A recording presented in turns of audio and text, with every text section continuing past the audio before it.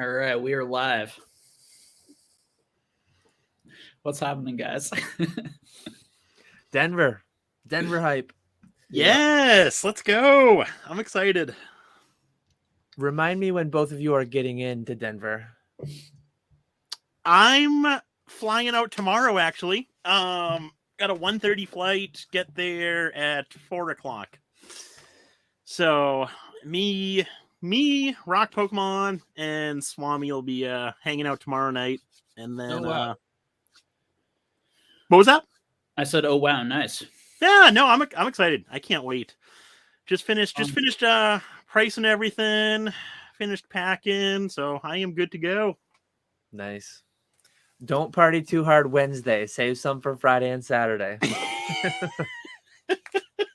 Like, I can't party too hard Wednesday or Thursday, mister. You're not showing up till midnight on Thursday. Yeah, when are you getting in, Jake? I land in Denver at like midnight, so I'll probably be at my hotel at like 1 or something. I'm not gonna do anything Thursday night. We shouldn't meet you at the hotel and be at your room. No. I'm gonna try to get us a little bit of sleep Thursday night because that's gonna be the only night I get any sleep.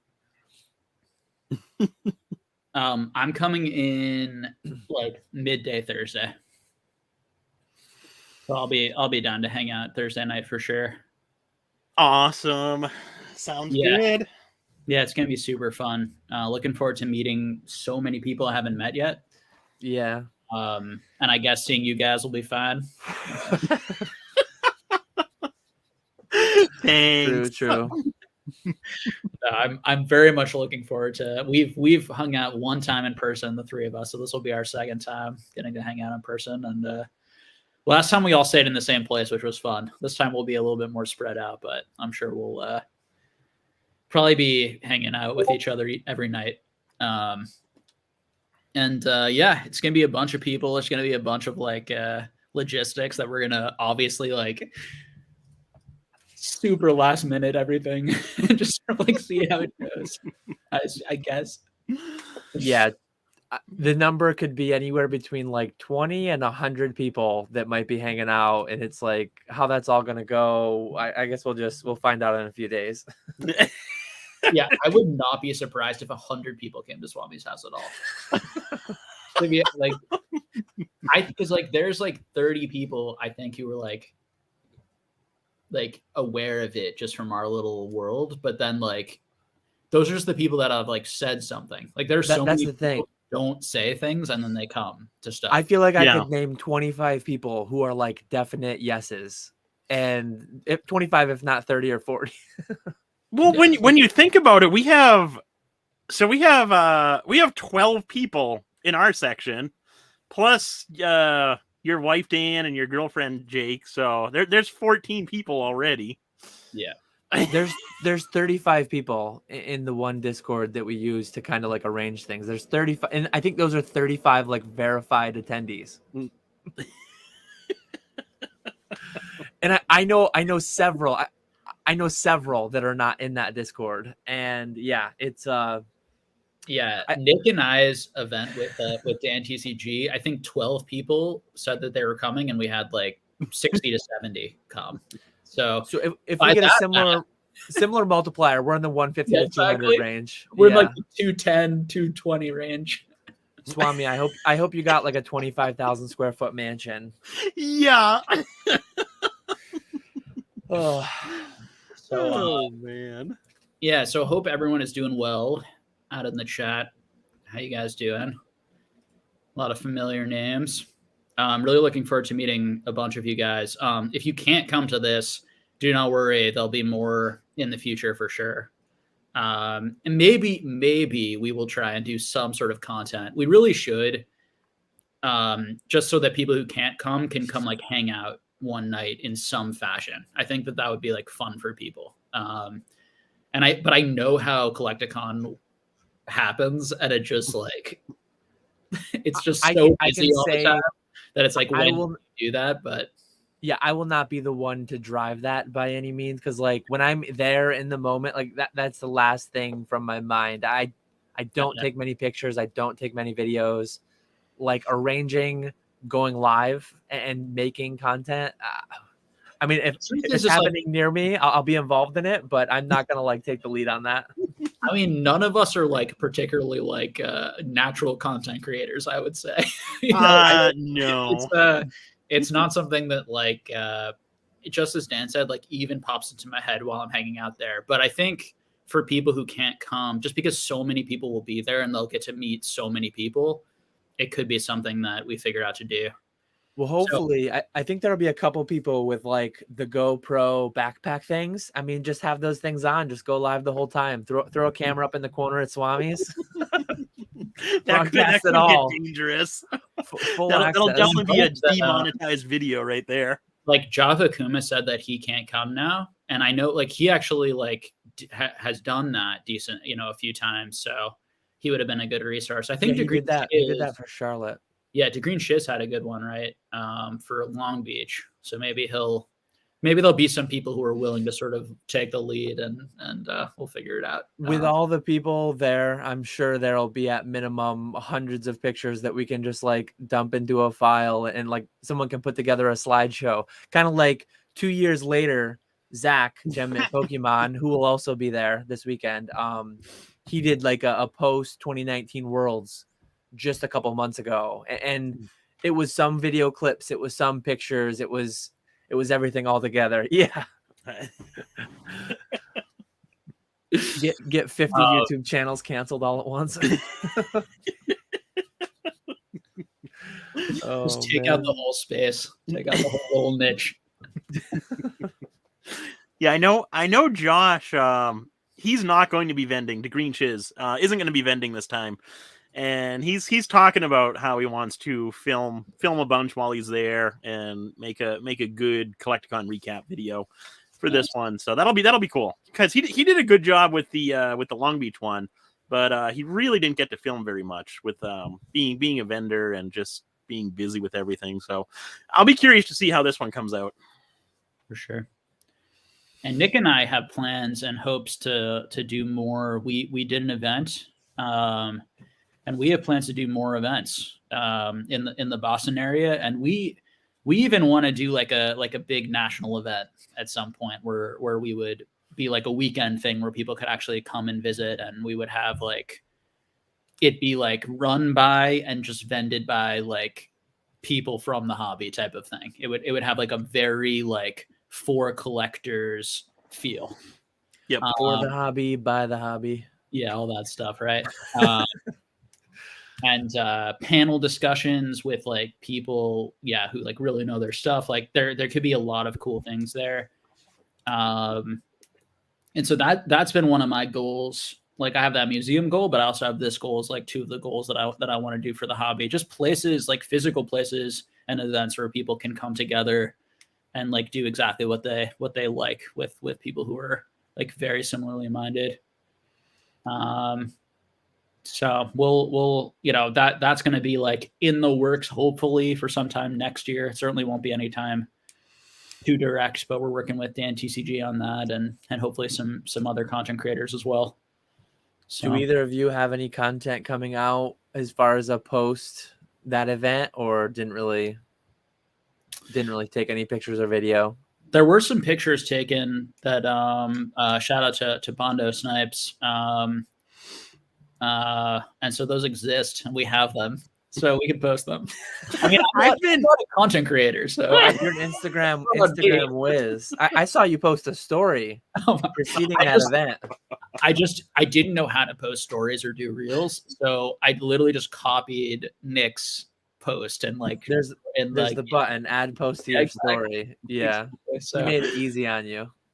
Yeah, I want to get those pictures up at some point and do a little write up, but just got busy with other stuff and then forgot about it. One of these days there'll be a nice Instagram post. Nick and I are a whole bunch of pictures.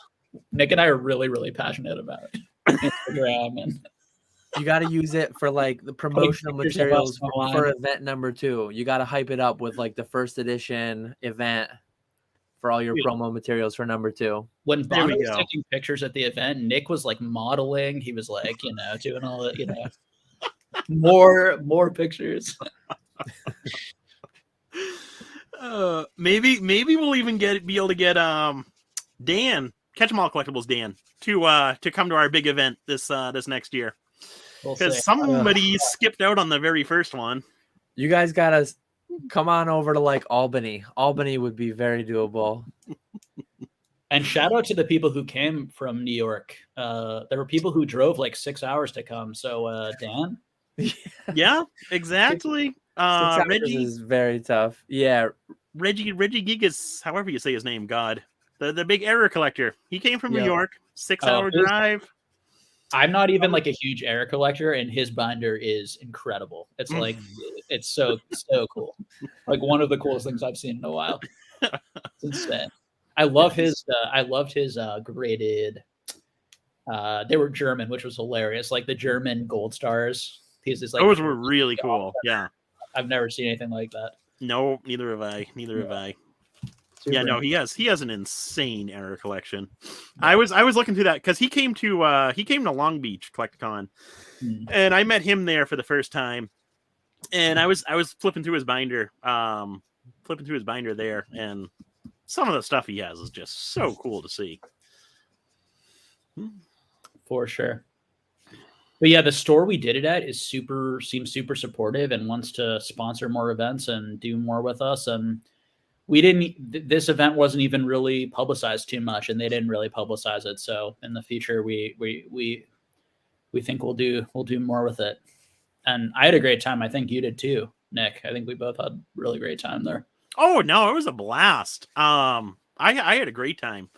Didn't do much trading, but just walking around talking to people was a blast. And I was like, we were talking before the show about how we weren't sure because we did it from 1 p.m. to 6 p.m. and we weren't sure about how that 5-hour length of time would go and if people would actually stay the whole time or if we'd have gaps where it was just the three of us there hanging out. But time flew by, and I'm glad we did the 5 hours because 5 hours went by so quickly, and I think if we did it any shorter, it would have felt way too short. Yeah, you and I were both, and Dan Tees, we were all worried that there weren't going to be enough people to kind of fill that amount of time and that the window was too large. But in fact, like the majority of people stayed the entire time, and it just like, flew by. It's crazy. Like, I mean, it's the same thing with these conversations, like you 4-hour conversations with like, let's say, and I've both watched 4 to 5 hour videos before on this, just like sorting cards and been a part of them, and they fly by. No, even they 8.5 hours can fly by. Yeah. That's the thing. Like, we're gonna be in Denver. We're gonna be hanging out. It's gonna be 9 p.m. You're gonna blink and you're gonna look at the clock and it's 5:30 a.m. Like, should we go get 2 hours of sleep before we go to the convention, or should we just pull an all-nighter? No. Gotta get that little nap in. Zach crushed us on that last night. Let's order some DiGiorno. I'm pretty sure we were all about to go to sleep, and then Zach ordered pizzas, and we stayed up for like another 3 hours and got like an hour and a half of sleep. And I got so sick when I came home. I was so sick. Oh man. But yeah, Zach is a blast. He definitely he kept that night going. Yeah. Oh yeah, for sure. And then we kept it going for Ray because Ray couldn't go to sleep because we were sitting on his bed, the couch.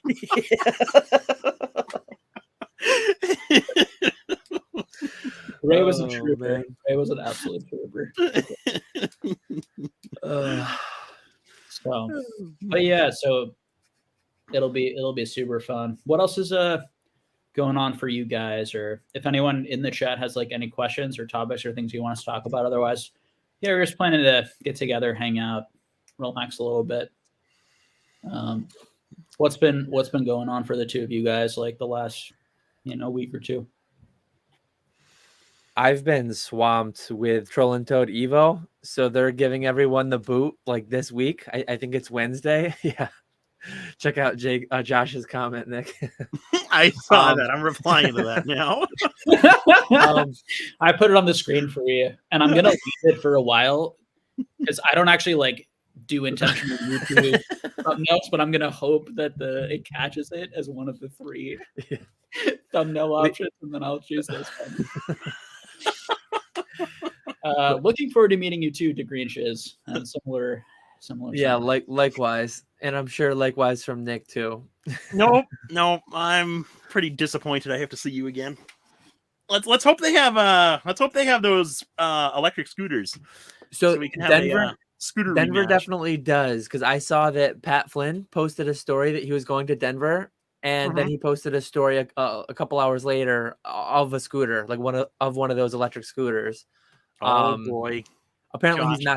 he's not going to Collectacon though. He's there in Denver for something to do with his smart passive income. His side gig, Pokemon's his main deal. So I'm talking about his side gig. I was about to say that'd be fun and interesting for him to come. Yeah, he said he'll be back home by Denver. But yeah, I've been busy, and I've been spending a lot of money picking up people's Troll and Toad Evo inventories. I mean, it's great because it's a huge goal of mine. I have some really lofty goals for by year end, and then by year end 2023 for what I want to scale that to. And I have a lot of videos coming up on scaling and things like that. And so it's it's a great thing, but it's also a little bit less liquid than I hope to be going later into the year, trying to I've been trying to be good, not buying things, but I'm buying good Evo inventories. Is it good stuff, or is it a lot of bulky stuff? I mean, some of it's fairly bulky, but Troll and Toad is so smooth with it. Like, someone sends me their whole CSV file, I send them back I want to take exactly what's here, and I'll pay you this. And Troll and Toad, not unreasonably, they're offering very, very low. So my offers are well in excess of double what Troll and Toad's offering. Yeah. And I'm getting a lot of bites. But yeah, it's I'll take these 5,000 items. I don't want those 25,000 items. With some people, it was that drastic. But overall, I've been able to scoop a bunch of stuff. Nice. Awesome. What have you been up to? Anything? What's going on, Nick? Not too much. This week's or last week, I should say, because we're just in the beginning of this week. Last week flew by for me. Just staying busy with the eBay stuff. Been really productive with that. Making some progress on my own little backlog of stuff. You're starting to see some empty spaces down here, which is really nice. So staying busy with that, keeping busy. Consignments this week kept me busy. Typically I have 2 people who have a ton of cards for me to consign that I do every week. This week I had 6 different people that I had to get cards listed for. So that's a nice little bump in that. And then beginning of the week, I bought a whole bunch of the Pokemon Go pin collections and broke those down one day. So that took a good chunk of time right there, but go for those pins. Low hanging fruit right there. He can't help himself. He sees pins, he buys. Hey, Nick, just so you know, I shipped down to Swami's house. I shipped 2 Rudy kits, and I'm only intending on opening 1. Serialized pins. Serialized limited pins. How can you put a value on a serialized pin? I mean, I would value it roughly at $700 cash if he wants to open it. Yeah, I was about to say Dan will put a value on it. But... well, I was thinking, because with Dan's luck opening everything, it might be a good idea to buy one of those. He's probably got the 2 best kits out there. I'm definitely opening mine. I thought about doing one live on YouTube tomorrow, because I will be live for a short bit tomorrow. But I'm gonna do my first one right in Denver. I haven't watched any spoilers. I have seen the pins. I know what the pins are. He showed those on one of his teaser videos. But I probably will have someone record that while I'm there. Find a corner in Swami's house and have the wife record it or something, and see what I get. Nice. Next week, though, it's gonna be post convention, will have had no sleep. I'm getting my Seance shipment like Tuesday, and Seance comes out next Friday. So I'm swamped this week. I'm gonna be super swamped next week. You getting any Seance, Nick? I'll get my one booster one box. of each. That's about it.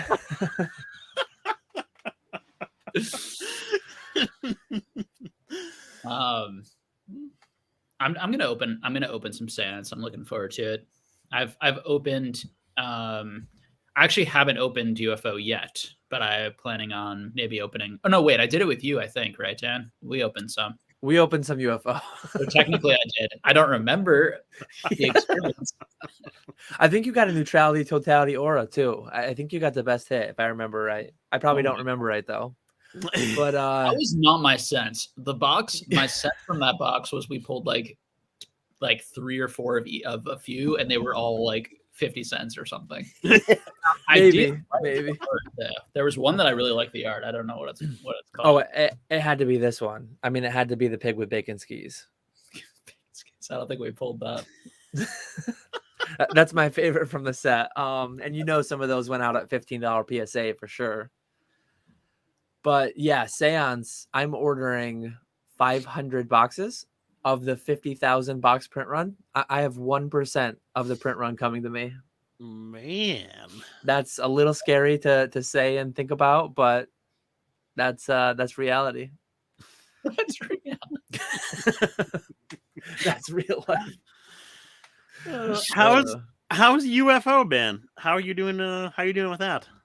So you didn't watch my most recent Metazoo video? You weren't one of the 50 people who watched? I dislike all those videos. Yeah, every time I see you make one, I also just like, all right, Dan and I talk enough about it. So since UFO, I spent $30,000 on UFO, but since UFO launched, I've sold 25,000 in Metazoo product. Not all of that is UFO, but probably 15,000 is. I only opened about half of my product, and I've got half my money back, and I still have a lot of inventory otherwise. So it was, given the low cost I spent, it was very low. It was very high EV. Like, it was very profitable to crack it. Obviously, I can't tell it's sealed because market price is 60 or 70, and I've got to sell it for 112. But I found alternative routes. So, yep, we'll see what the 50K print run does to it. Yeah, should help out for sure. I mean, it certainly can't hurt. I mean, if Metazoo, like, that's not to say Metazoo couldn't go down and the box couldn't have a similarly low market price to UFO, but yeah, 50,000 instead of 100,000. I mean, it can't hurt, all thing else equal. And the truth is, if Metazoo can hang out in that $60, $70, $80 range and then figure out the right print run, they might be able to survive on that for a while. And now that's just total speculation, because who knows exactly what their financial picture is and how much they need to make. And then their relationships, like, will distributors continue to pick it up? I mean, the big issue is how do the LGSs, how do the people in the partner program make money if they can only sell at 112 and every box is 60 or 70? So something, I'm sure you've talked a lot about that, Dan. We don't need to go into depth, but I think it's fascinating. I like Metazoo. I hope it succeeds. I've felt that way the entire time, but yeah, it's like everything. It's not like everything. I mean, Pokemon is thriving right now, but like everything, it's taken somewhat of a hit from where it was. Yeah. All right. You guys want to do some questions, or? I'm up for questions. Yeah, right. Pokemon, we'll see. What is it? 2 weeks? 2 weeks Friday until not special delivery, special or ultra premium Charizard. Yep. I'm going to be really interested to see what the market price does out of the gate on that. Okay. Is there a lot of Harry Potter cards at the cons? I don't think I've ever seen any. I've never seen any. I'm gonna bring. I've not really looked, but yeah, I've not seen any either. I'm gonna bring one box for us to kind of open and have some fun with. Sell some packs. Open some packs. We'll see. I'm gonna bring this one. Nice. Is that the one that you can't grade? It's I've got written right on it so I don't forget print line.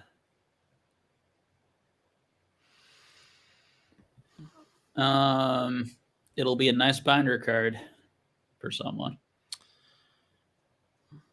Let's see what we got here. Okay. Do you guys see any opportunity in any of the older modern sealed? I've noticed how booster boxes for sets like XY, Breakpoint, and Breakthrough are now being passed by sets like Cosmic Eclipse and Team Up. $1,000 Team Up scares me. Even $500 Cosmic Eclipse, and if I had to guess, I'd say Breakpoint and Breakthrough are $400 to $500 a piece. It all just feels like a lot to me. I have a handful of Breakpoint and Breakthrough from years ago still.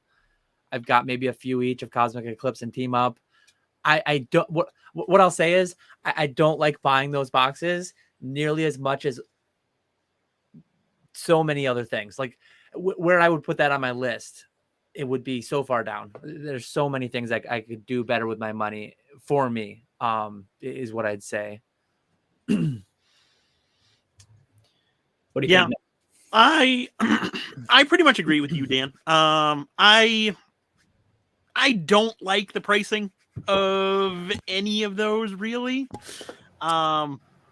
Personally though, I do think Cosmic Eclipse, Team Up, sets like that will do better than specifically Breakpoint and Breakthrough. There's really not much in those sets that to get excited about. They are older, but I think Cosmic Eclipse, Team Up, the tag teams, character rares, I think those sets have so much better cards that I almost think if I had to pick one, I would go with the Sun and Moon era over the X and Y. And me personally, just to go a little bit deeper, like as a business, I'm not at a point yet, maybe I never will be, where I feel comfortable going backwards into things and buying things that because I bought Breakpoint and Breakthrough. I bought those 4 or 5 years ago for $82.50 a box. I don't have the liquidity. I don't have the cash flow. I don't have the total capital to just put, what am I going to do? Buy the case and then just sit on that 5, 10, 20 grand, however much I'm theoretically putting into it. I don't have that kind of cash flow yet. I'm constantly trying to up my numbers with distributors. I'm trying to get to where, what's the next Silver Tempest? Yeah. I'm getting almost 100 boxes for that. I'm getting like 80 Charizard Ultra Premium collections. So just the amount of money that I have to have like cash flowing to continue to buy all my allocations. And I don't really want to go backwards so much, pay 6 to 8 times what I paid originally, and then just like lock that up. Investing long term. I just don't like that so high above the ground floor. Now, when I get my Charizard Ultra Premium collections, I will be 100% short to mid term, like investing in that to some extent. Some amount I'll straight flip, some amount I'll sit on, kind of feel out what the prices are doing. Ultra short term though, not like 10, 20 years or anything. I think that in this type of market, in this type of environment, I'm looking for things generally that I feel very, very confident about, and things that I feel very like, how can that be priced that cheaply? Or that seems very undervalued compared to something else.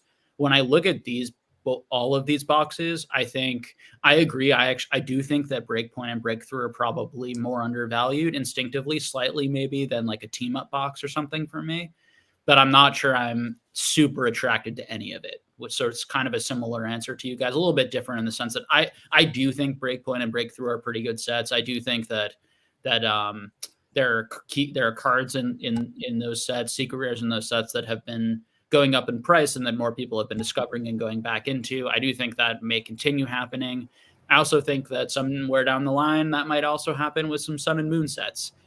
There are pros and cons to all of these things. I don't think any of these things are like terrible and obvious and are like if you bought any of this, it's not like you're definitely going to lose money. We're not talking about that sort of situation. I just also don't feel like super confident in any of them. They all feel quite expensive. People know about these things. It would be surprising if any of them went up like quite a large amount in a short period of time for something like that to happen, there would need to be some sort of buyout, or there would need to be just like a few left on eBay type of thing. Now, if you're really into this, you can look and you can track and you can see how many are for sale at what prices, and is it looking like they're ticking up, ticking down, right? Like that's the type of stuff that you want to do specifically if we're trying to time some sort of buy. But overall on the market, that's where I would be at. But I wouldn't like, if you really like the sets, you really want something in your collection, I don't think that it's ridiculous to purchase one of these based on the track record and the history of how sets, have been moving in recent history. I also don't understand the value personally as a collector, and think that it feels overvalued versus other options. Like, but again, I tend to find more value in buying singles and in buying raw cards and then trying to grade them, or buying already difficult to find graded cards. So versus buying, like, there's so many of all these booster boxes left, like just so many still. Yeah, I recently bought Cosmic Eclipse and Team Up booster boxes from someone, and I knew Cosmic Eclipse was around $400 or $500. But I was absolutely blown away by Team Up being last few sales on that are like right at $1,000, $950, $1,000, somewhere around there. I was absolutely blown away that those boxes are so expensive now. Yeah, and it's been there for quite a while. And Cosmic Eclipse too got pretty high, although the reprinting and the having more of it kind of show up, or the restocking, probably not reprint, but the restocking kind of impacted that a little bit. But yeah, people love Cosmic Eclipse. Love that set. Love the character rares, etc. So I think all those sets have good cards in them, have cool cards.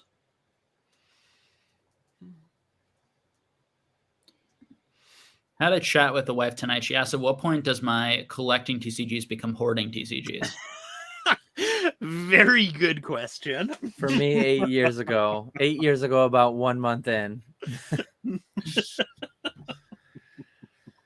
I don't know what you guys are talking about. I'm not a hoarder. Okay. I'm perfectly normal and healthy.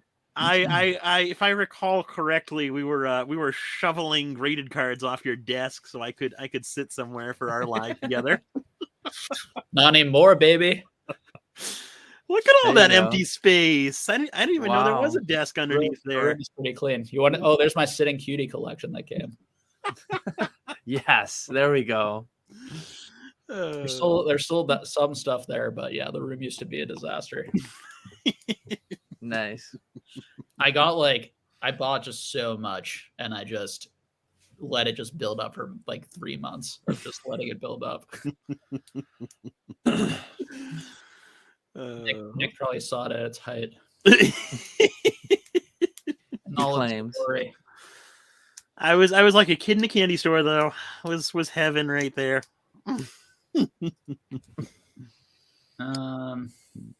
But yeah, it's really surprising. Yeah, we can answer it for real. It's really surprising how much space these pieces of paper take up.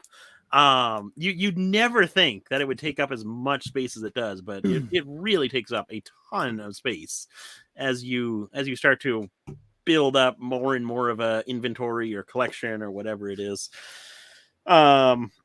It's really tough to keep up with, for sure, as you start buying more and more. I'm definitely at that point where it's becoming more stressful than anything, just trying to keep everything organized in a limited amount of space.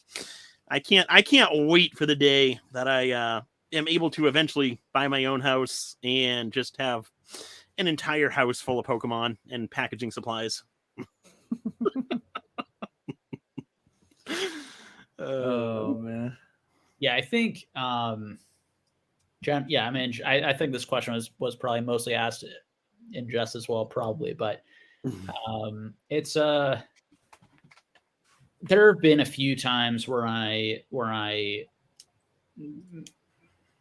felt a little bit frustrated with myself or something. Like I wish I hadn't bought that much or that quickly, or that I think that a little bit earlier this year, just my grading pile feels too much right now for me.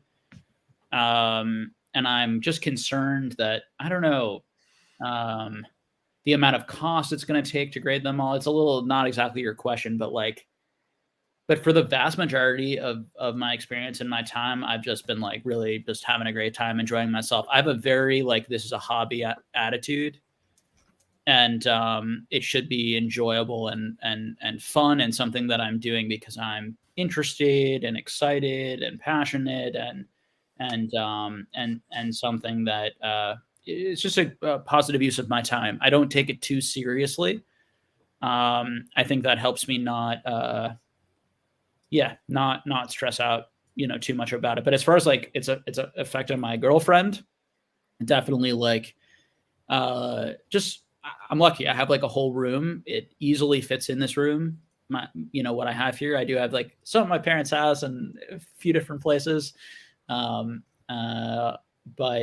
mostly it fits here. And I've sold a lot of my bulk and my, bulkier stuff. And I really try to just keep the stuff that I really like as much as possible. And then display it in a way that feels so that I can enjoy it and engage with it. And it doesn't all feel disorganized and put in boxes away from me, or I can't access it or engage with it in any way. But to Nick's point too, having space is important, and it can be stressful if your space is fairly limited. Obviously things feel much more cluttered in a tiny space versus a bigger space. So.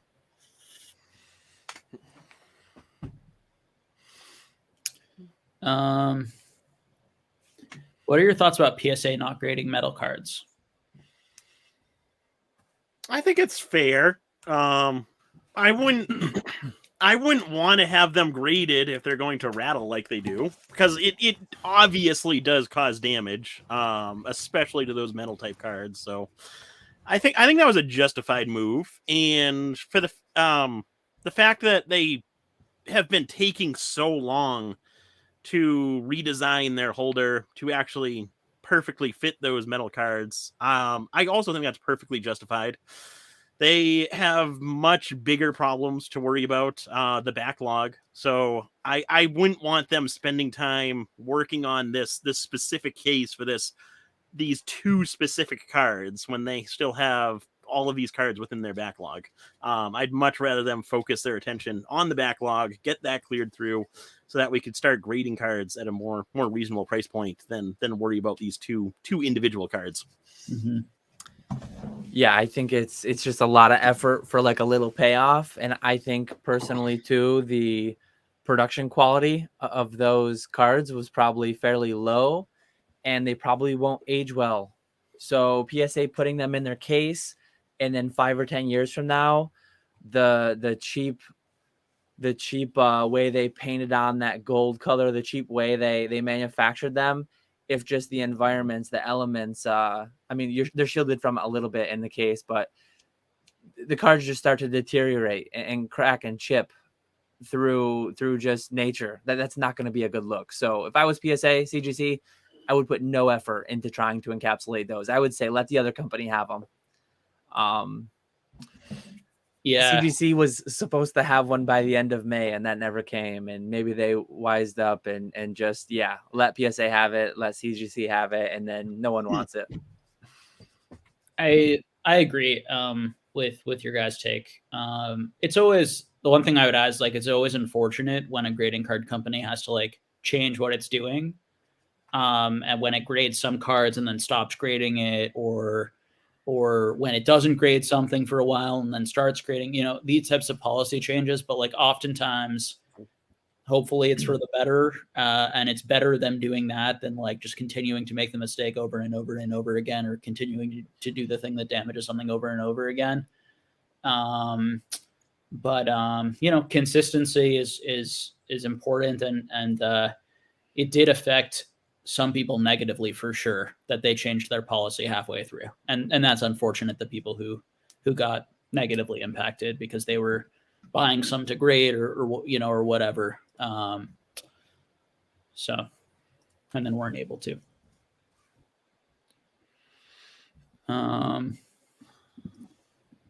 Let's see. Question here for Dan. Yes, flip, yes or no? Yes. Dan would sell his children. Question, sell it all or jump? Sell it all. This guy loves the hobby over here. Well, I would sell it all before I would jump. I mean, True obviously. collector, sell it all or jump.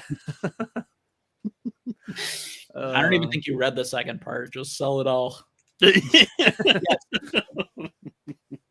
I wish. Please. Please buy it all from me.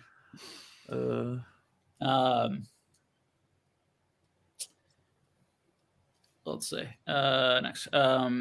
Old school Pokemon. What is the longest you've looked for a card for a sale? I almost quit the hobby looking for a $1.80 card last week. I ended up finding and setting the wrong card anyway. I don't look for cards like that. If it's not in the spot that I think that it should be in, I just immediately refund the order. And then was not sober. That is not a smart move. Don't drink and fulfill orders, people. Johnny Boy says, do you think Pokemon card market will grow, or asked, do you think the Pokemon card market will grow at a rate strong enough to hold, or will we see constant down for a while? What do you think? The standard answer that some things never went down, some things won't go down from here, some things will. That's not the answer anyone wants to hear, but that's the only answer unless you give something specific. The market as a whole, almost certainly it'll shrink at some point.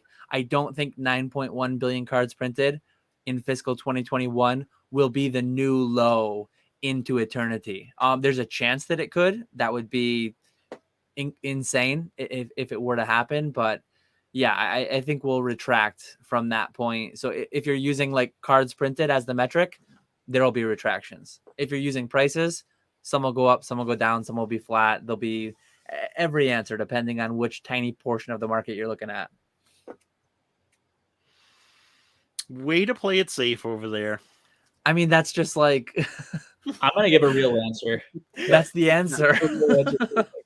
My short answer would be in the short term, overall, I think we're going to see pricing kind of just play out as it is. I think we're towards the bottom on a lot of stuff. Obviously, like the junk slabs, your jungle Pikachus, jungle Eevees, those still have a long ways to go. But for the most part, your WotC Hollows, more uncommon stuff. I do think we're towards the bottom of that, and so I think we're going to see things just kind of flatten out, start to tick back up this coming into 2023, and then echoing off what Dan said, long term, you're definitely going to see points where the hobby kind of dies out.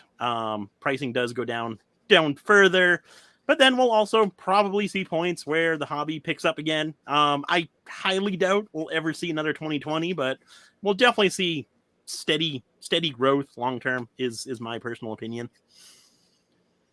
I think the stuff that has a lot more supply to continue to be graded and come back, we'll see 40, 50, 60% drops, if I gun to my head.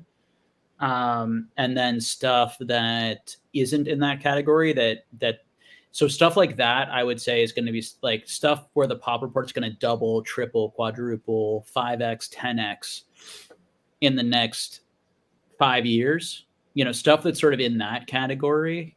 And there's quite a bit in that category. That's a big category. That's a big category. That's not stuff that I buy generally. So it's not stuff that when I answer these questions, I don't think about it that much, but like that I would say that stuff is at the most risk. Now there's so many things in that category that some of it's like really bad. Like some of it is like run for the doors. I'd be stunned if this stayed at the same price. And those are going to be the things that have like the least graded already that are the most hyped and in demand right now, that people are the most interested in, and then scaling that into like, then you have like sun and moon stuff and X and Y stuff that might be more of like, they may see like doubling, you know, in population for a lot of that type of stuff. I think that stuff may or may not fall that much, depending on the card, depending on the price point right now, depending on how popular they are. I think that there are some things that might hold decently there. Or even go up potentially if it's something that sort of gets rediscovered or and just not that much new supply is coming on the market. And maybe there are a number of cards from those eras that won't even see a doubling in supply the next couple of years in terms of graded cards. I don't know. And then you have stuff, you obviously have like commons, uncommons. You also are going to have like PSA 8, PSA 9, like first edition WotC halls. Like there's still going to be and if you add CGC, there's still going to be a lot of that stuff. I'm not sure there's going to be a doubling, but there's going to be some stuff that's like 30% increases in population maybe over the next 5 years. That stuff I would have the next category of general worry about. And then you're going to have stuff that probably you only see a 5%, 10% increase in the next 5 years. I also think that stuff's going to fall overall. It's all going to fall to varying degrees. Gun to my head, but I think we're talking more like 5, 10, 20%. I think if you're getting stuff in good auctions, it makes sense to buy it now. This is gun to my head, and that's why I think like nibbling and being patient and buying key cards that you like of those types of things, I think are reasonably good buys in this type of market. Particularly if you're buying them raw, grading them yourself, or if you're getting them in collections, or if you just are getting them in auctions that are quite a bit under market. And I am about 60% sure or I feel 60% confident that I'm right. So not that confident. And yeah, that's it. That's the honest answer. Probabilistically, I think probabilistically about these things, right? And so I think 60, 70% I'm right about that. Very unlikely that I'm very wrong, but we could shift, 10, 20% this way or 10, 20% that way. You might even see some of those better items not fall much more or at all, or even tick back up 10%. And then you might see some of those really bad items that I think are really bad only fall another 20, 30%, might have a better outcome, etc. So that's how I think about this stuff within a range. But yeah, to give an actual answer of where my head is at currently. I do think that the broader economic environment, as we've said on this channel, like could impact all of this. If there are massive layoffs, if we do get into a bad reset, like these types of things, it could really skew things. But I think if the climate stays where we sort of are now, which is like not great, but like also like not horrible with some positive, economic indicators, and it doesn't get like too much worse, and we're sort of in a, we have a tough year and a half. Like, I think what I said is fairly likely. All right. So you said the same thing as me, just in many, many more words. No, I think maybe, but I think I'm more bullish than you on the percentages. No. Oh, 100%. Probably. Dan is very, very inconcise. Yeah, I think that I am more bullish, and I do think that buying like individual graded cards right now makes sense to some degree. Like if you're buying the right type of things in good auctions. Like again, this is not flipping advice. This is, more collecting. I was just going to say it does make sense so that you can immediately list it the next day and make $100 on it. Yeah, if you want to do that, but but I mean, Dan and I definitely, we see fairly eye to eye, on a lot of things, and we have a lot of the same like concerns for sure. And I would say it's more of a percentage difference. There's nothing that like Dan and I view drastically different. It's just sort of, I think that even assessing all of the risk, there's still upside. And so with that, that's kind of where I'm at with my percentages, because that's where it all evens out to me. But it's when you have a lot of money in something, it can be scary to have that type of downside or potential downside. Like if you're thinking about this stuff too much and too money based, like this is not for the faint of heart. Like you can lose 60, 80%, 90%, as we've said on this channel, like this is not an item that needs to remain valuable, for the economy to continue to function. As long as you're clear about that, like, there's plenty of upside for these items in the long run and plenty of desirability. And it's a humongous, biggest pop culture franchise in the world. And the demographics for Pokemon are good, and et cetera, et cetera, et cetera. In terms of being a young hobby, these items are, if we compare them to sports or other larger hobbies, are very affordable for the importance of those items relative to hobbies like that. So, hopefully we'll be talking 5, 10, 15, 20 years or whatever it is. And the hobby will be will be bigger and kind of more solid, people will be more confident, comfortable.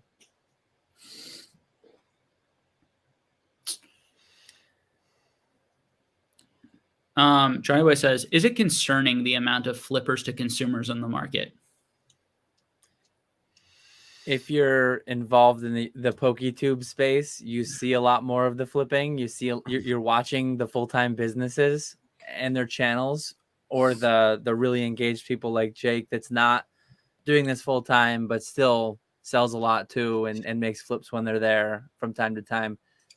You don't see there's so many invisible consumers that just go in to eBay, buy what they like, have no care for future value. They go to Walmart, they consume the packs. That is a massive 95% of the hobby plus that are just invisible. Yeah. But 2020 showed, though, that too many people buying for future stonkage. I mean, 2020 was a bubble and it popped largely. So, yeah, I mean, that was a very extreme example of too many people buying to immediately sell it the next week for 50% more. And that's where that ended up at the natural endpoint of all bubbles. I think, too, to add to your point, which I think is a really good one, is yes, and there could come a point where those consumers stop buying and or do eventually sell. And so although they're not like flippers where they're constantly thinking in that sort of mindset, they may get to a point where like that sort of behavior diminishes over time, where there are less and less people consuming with some sort of like secondary market thinking, that they're not actively flipping all the time, but they are thinking like it will go up and that'll feel good. And then if that stops happening, it'll change their relationship to the items. And then they'll either sell them away because they're done with them, or they'll just keep what they have, but not continue buying. I think we've seen a lot of that. I think that's, you've seen that dramatically in something like Magic the Gathering with the modern booster box markets and some things not doing super well. Now, part of that's also playability and just having too many sets and players can't afford. There's a lot of complication there, but I think some of that is coming from that, is a number of sets not doing well, and then people being like, I'm just not interested in buying these unless they're going to go up 15-20%, even if I'm not going to flip them, just for the psychological enjoyment of like having that in the background and seeing it go up, that type of thing. But then there's a whole nother category, which I think Dan is also talking about, of people who just like are not that deep, are not that aware of prices, and are just sort of consuming, without that sort of price awareness. Although I think there are not that many adults like that. Oh, I think there are plenty of people, adults included, who are not concerned about pricing. Because look at all the people who buy, like not high end cards. I think a lot of people who buy like the high end cards are concerned about pricing, but all the people who are buying these $2, $3 Vs, VMAXs, stuff like that. I think the vast majority of them just want the card, and if it goes to zero.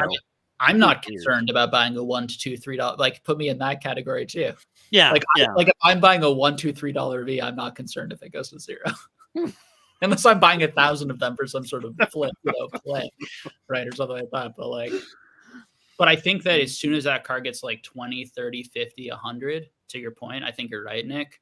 I think even like your average consumer in person, like, I mean, when I was a kid and I collected basketball cards, I wasn't ever going to sell any, but it was still exciting having a $20, $30, $40, $50 card versus Mhm. having a card that was worth nothing. Like that was still part of the enjoyment. Yep. Even if I like never had any plan to sell. And I think that that's still true. Probably for the vast, I think it's probably a pretty rare person who isn't at all excited, doesn't get any dopamine rush at all by the money, by like the value. And it's like, Oh, yeah. totally just, and maybe they exist, but that's what I don't know. And I could be very wrong about it, I'm just projecting myself onto lots of people, but Yeah.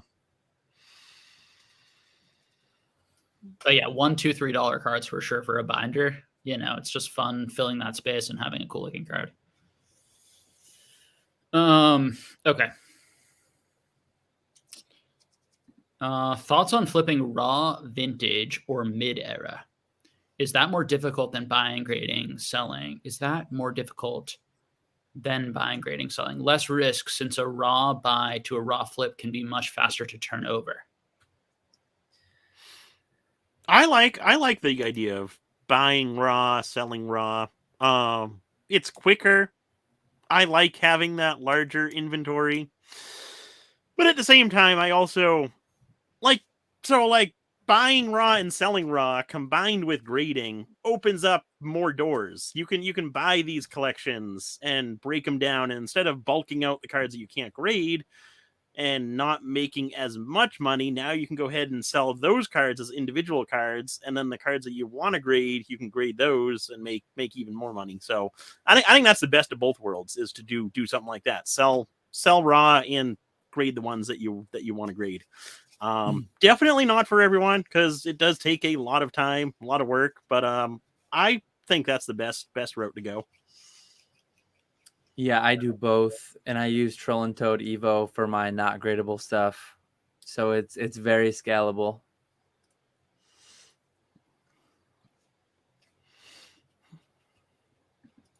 Do you think there's more printed of Team Up or Breakpoint? Ooh, I would go Team Up is more printed. More printed, just because of the timing. Personally, I wasn't ordering as much modern product, or I wasn't ordering any modern product in the XY era until Evolutions. And then come Sun and Moon era, I was starting to get 2 cases of booster boxes late Sun and Moon era. And I know the hobby was a little bit bigger for Sun and Moon versus XY, so just personal experience, I would definitely say Team Up. I have Breakpoint estimated as higher on my print run presentation that I did.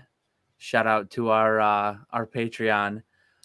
It's a very, very wide varying estimate, big uncertainty ranges around all these, but unfortunately, we don't have a number. So we're getting annual print numbers now ever since 2017, at which time they had printed 23.6 billion cards in total. We've gotten a new annual check-in, and that print run, like check-in, was around Sun and Moon. So for every set in Sun and Moon and Sword and Shield, we have not a great idea, but a better idea, because we have, through March of 2020, it was X. Through March of 2021, it was Y. Do the math. These were the sets that were in print in that range. So I'm more confident in my estimate I made for Team Up, but I did attribute a little bit more to the print run for Breakpoint. So I think they could be close.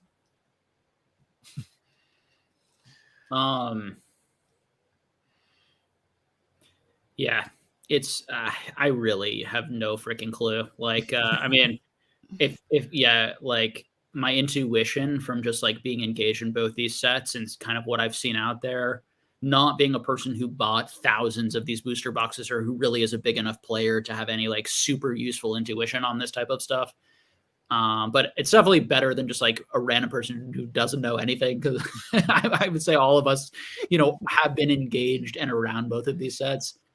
I would have also agreed with Dan and said that there might be less Team Up, because Team Up had a really short amount it's part of why it's really the main reason why it's so expensive.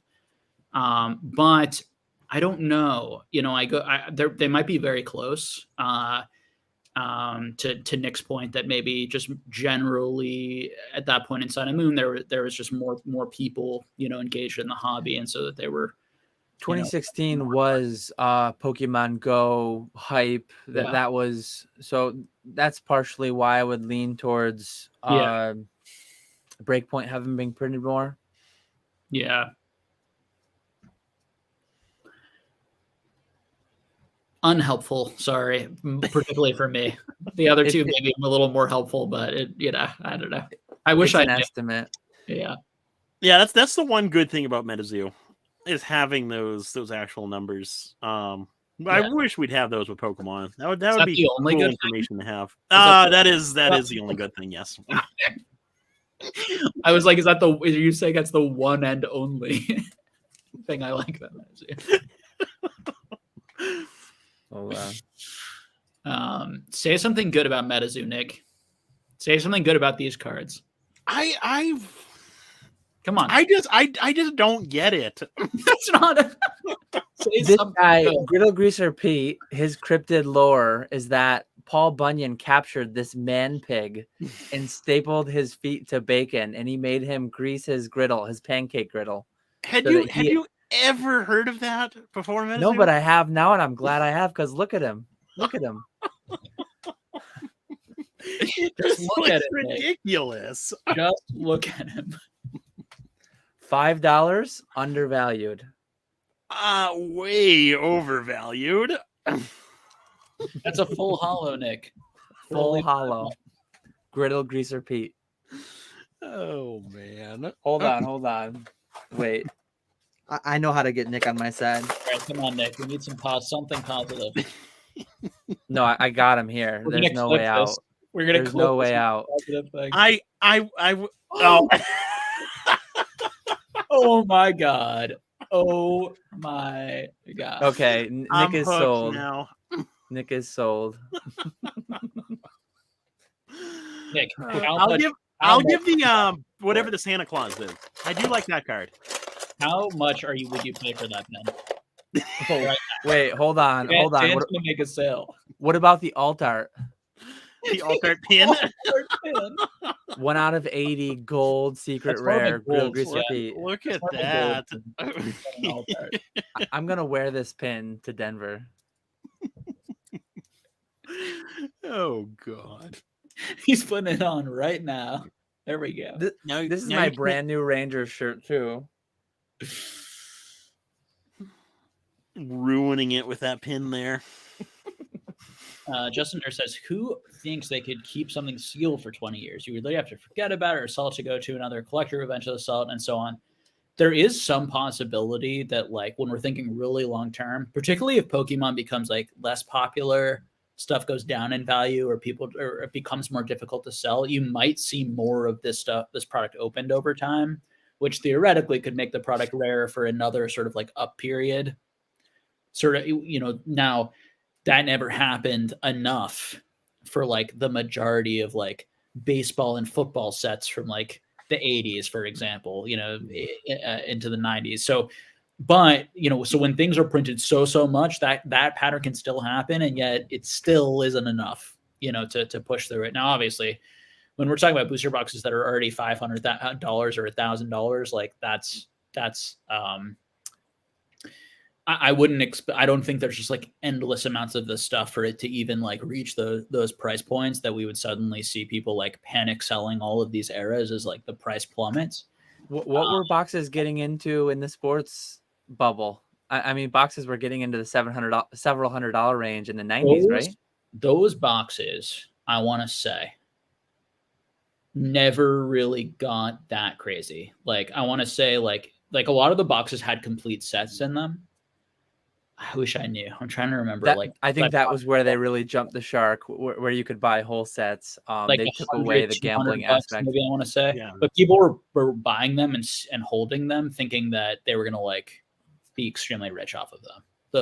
Some amount of people are doing that today with Pokemon too. But I'm not saying we're in junk wax sports, but like there are people interacting the same way with Pokemon as there were then. It's clearly a lot less dangerous for a variety of reasons. the first and obvious one that like you can't get every single card from every box. That's a good start. No matter how big the print, like that's a good start. Now, just because that's the case, they could still print it to the ground by printing a ton. Look at Magic Collector's Edition. I mean, they came out with a product that was an entire set. It was a fixed set list. You got the whole set, one of every card. That has done super well. It's fascinating what it did with sports, and then what it's doing now with Magic. So again, to this person's question, like I do think that it's difficult probably for a number of people to keep it sealed. I think particularly when the price point is somewhat lower and when cards inside have a decent amount of value, a lot of product will get opened at 60% EV. That's only $400. Like if someone can get $160, $200, $300 out of that $400 box, there's a decent chance that it will not make it an extremely long time. So, I think a decent part. It's kind of fascinating to think about how much base set unlimited is still around 23 years later. Part of it is because they went so low. I mean, they went like super low, late 2000s, like pre 2010. It's fascinating. Like it would blow your mind to think about it, but some amount of jungle boxes, fossil boxes, some amount of that stuff was just thrown out. People gave up on it. If and when we go through a lull over the next 5 to 10 years, if we go really down deep, like we did in Heart Gold, Soul Silver, Diamond, Pearl, Platinum, it's crazy to try to like look at our history and apply some of that forward, how things would interact. And you get really stuck in this mind space that like everything always goes up, and it's a dangerous thing. You gotta really temper expectations to some extent. And yeah.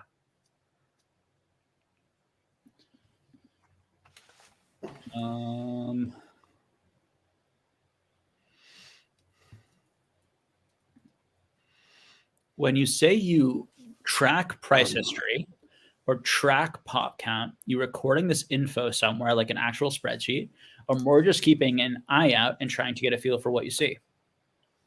Thankfully, we have resources now. I used to manually track some of them. I had a guide on E4 years ago where I would just every quarter, every year, go in and put the new pops in. Pokemon price, Pokedata. Just Pokedata.io. That shows you price history, but not pop history, I don't think. Yeah. I mean, that's what I haven't seen the pop. Pokemetrics shows you a little bit of pop history. I think it that's coming from more recently. Like Pokemon price has been going a couple years. Yeah.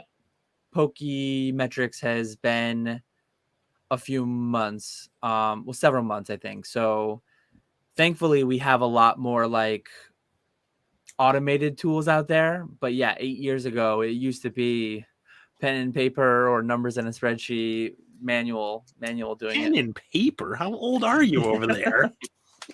I was never doing pen and paper. I'm a spreadsheet guy, but I'm sure there's spiral bound notebook somewhere, composition notebook somewhere with pops scribbled down.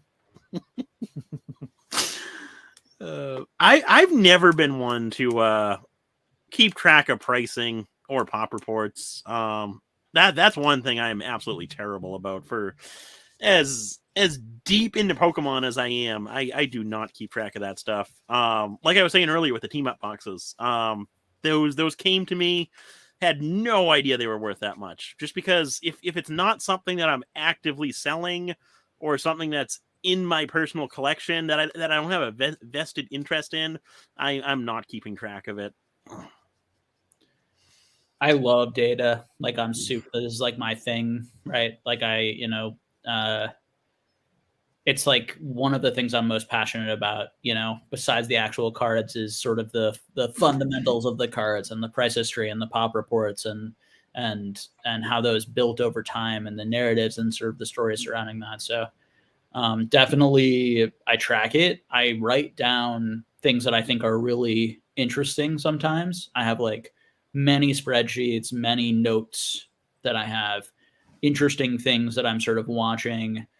Some of that then gets turned into like, Patreon presentations or things that we do, or like our monthly, presentation on Patreon where we do like the monthly sort of market where we talk about where we think we're at. Sometimes I'll say a specific or an interesting data point or an interesting price or this or that I see.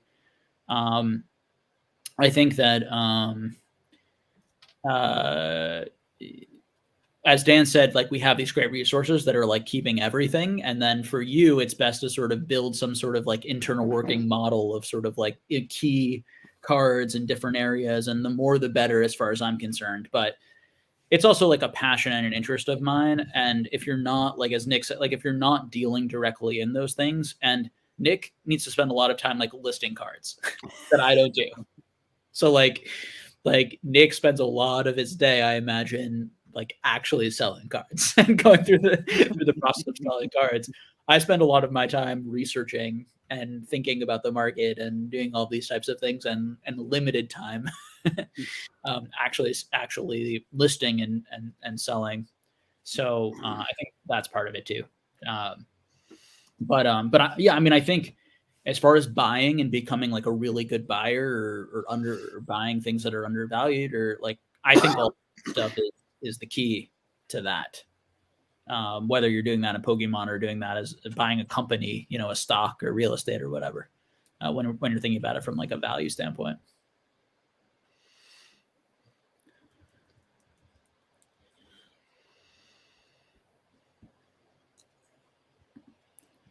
It says, any thoughts on the Pokemon Go card PSA slabs? I have no idea. Is there a different slab for them? That'd be news to me. Look it up. And the Pokemon Go set is an example of a set that I'm not super passionate about. Maybe I thought that was a fun set. I enjoyed that set. I obviously I'm not buying singles and investing in it long term, but for the openings that I do, that was a fun set to open. I did enjoy opening that set, and then selling everything afterwards. I just thought I was going to be a lot more like engaged in the Pokemon Go experience than it turned out to be. I just don't really get it. I don't really get the set particularly. Are there individual cards in it that I think are cool looking cards? Absolutely. Mm-hmm. I just don't understand the whole set that much. Yeah. It just doesn't really do it for me. As someone who I really liked Pokemon Go when Pokemon Go first came out for a while. I don't see anything specific about these. I don't know.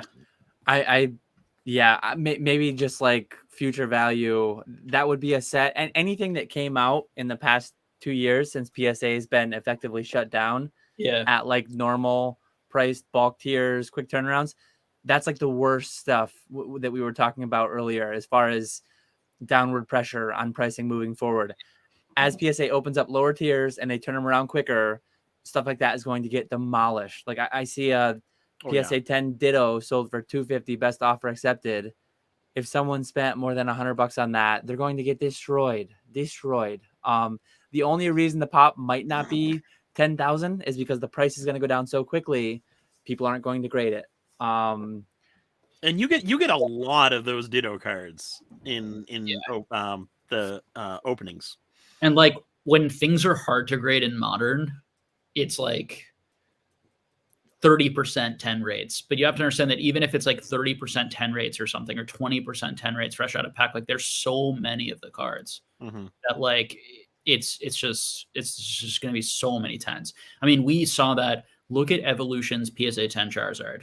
This is something I talked about for like a year plus, about how there was going to be like, everyone was like, it should be worth more than the base set Charizard. There's going to be less because it's so difficult to grade. It's like, well, even though the percentage is so difficult to grade, there's so much more of it that there's going to be more PSA 10 Evolution Charizards overall, because there's going to be so much more graded that even if it's only a 2%, the actual raw number is still going to be larger, right?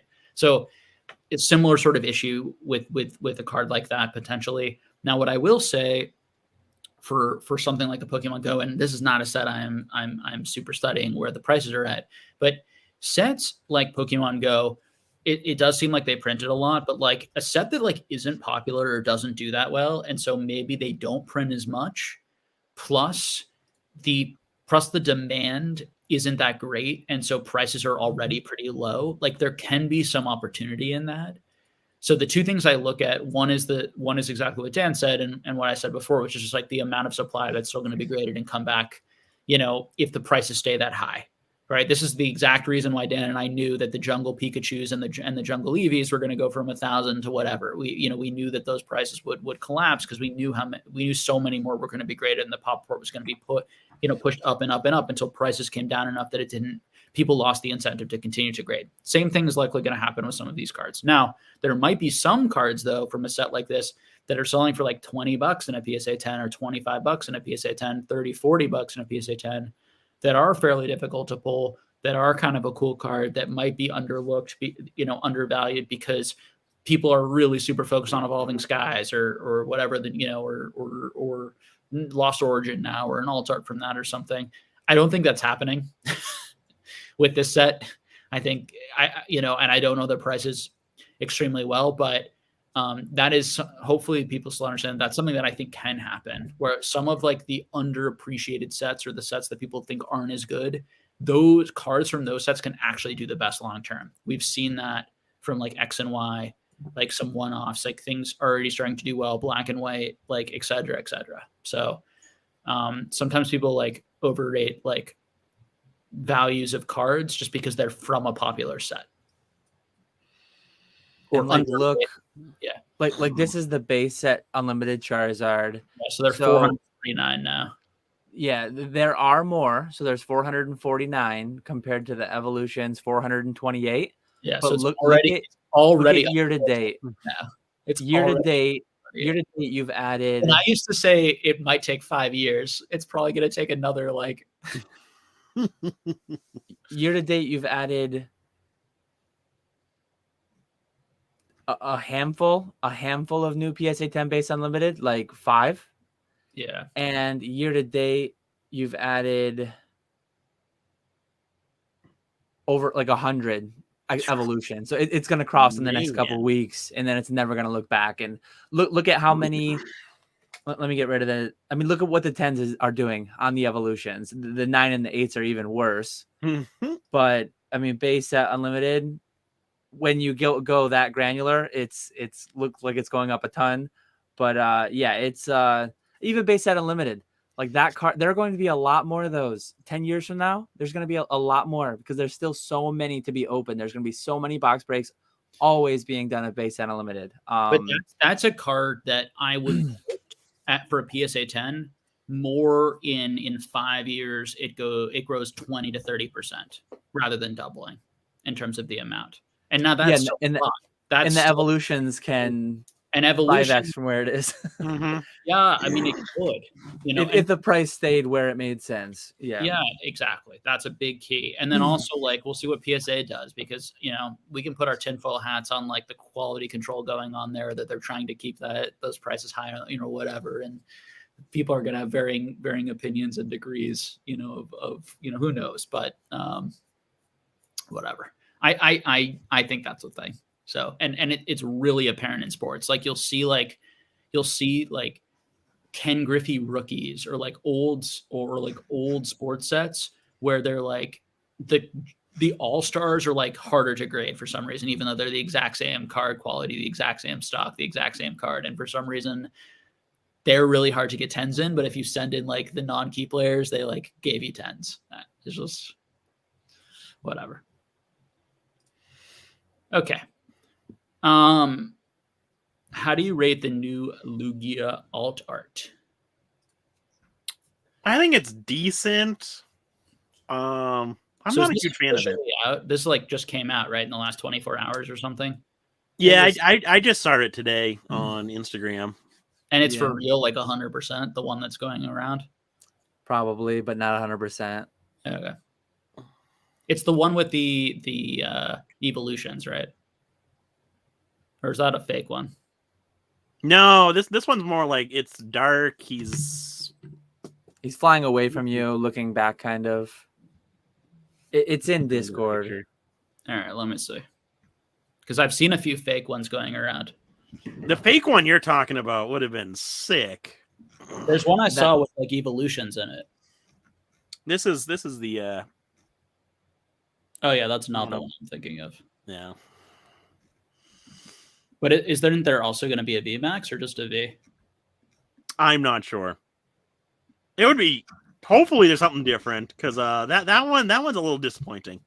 I think it's like I said, I think it's decent.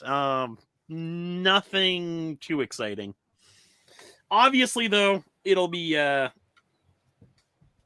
definitely be expensive right out of the gate. So I'm looking forward to hopefully pulling a few and grading them and selling them. But yeah, personally, not a big fan. I predict in a year the pop will be 1,000 and the price will be over 500. In a year, you think it'll be just 1,000 or just 1,000 pop? I don't know. Let's see. Moonbryon a year in. I don't know what Moonbryon was a year in. But yeah, Moonbryon's pop 2,100. And it's $800. I think Lugia might be even more just because of PSA reopening, cheaper grading. I think Lugia will probably be 2,000 if I had to guess. And several $100s in a PSA 10. Yeah. Sub 500. Which one are you talking about? Lugia. The Lugia in a year. You think sub 500? Yeah. 2,000. Who is not going to grade that card? And it'll be liquid now? Too. You list that baby low list on eBay, boom, sold. Oh yeah, liquid. Yeah. I don't care that much. No, I do love Lugia though. Lugia is definitely top 5 for me. So it'll be really cool to see what they do, and to see what it looks like in person. So I'll be excited. Yeah. Is Metapod more popular than Metazoo? Would you say? Like, more people probably know what Metapod is than Metazoo. I mean, answering it realistically, probably yes. I love that every time the three of us get together, like 15% of the time is about Metazoo.